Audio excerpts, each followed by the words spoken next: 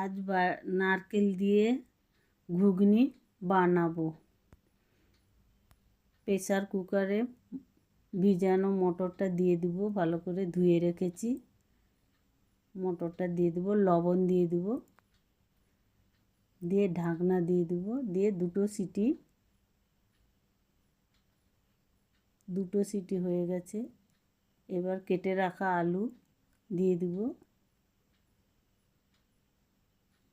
দিয়ে আবার একটা সিটি মেরে নেব। হয়ে গেছে। এবার আমরা কড়াই বসিয়ে দিলাম। কড়াইতে পরিমাণ মতন তেল দিয়ে দিলাম। তেল গরম হয়ে গেলে অল্প চিনি দিয়ে দিব।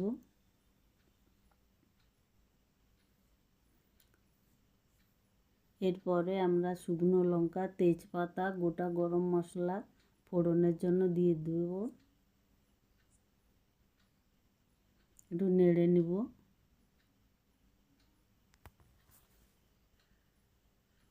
কুচনো পেঁয়াজ দিয়ে দেব।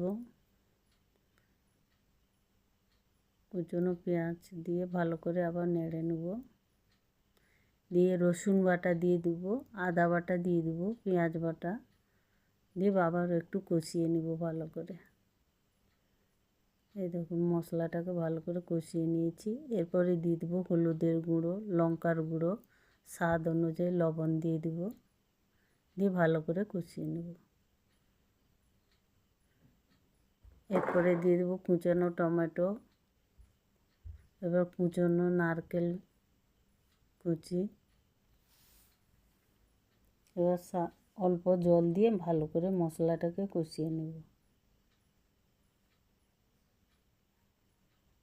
এই দেখুন যতক্ষণ না মশলা থেকে তেল ছাড়ছে ততক্ষণ মশলাটাকে ভালো করে কষাবো। এবার প্রেসার কুকারের ঢাকনাটা খুলে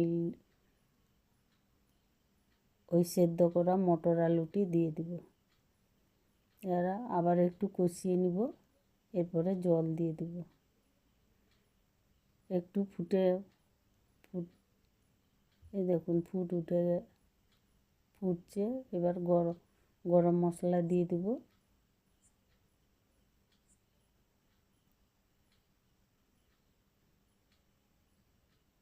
আমাদের ঘুগনি তৈরি হয়ে গেছে নারকেল দিয়ে। ভিডিওটি ভালো লাগলে লাইক, কমেন্ট, শেয়ার করে দিবেন।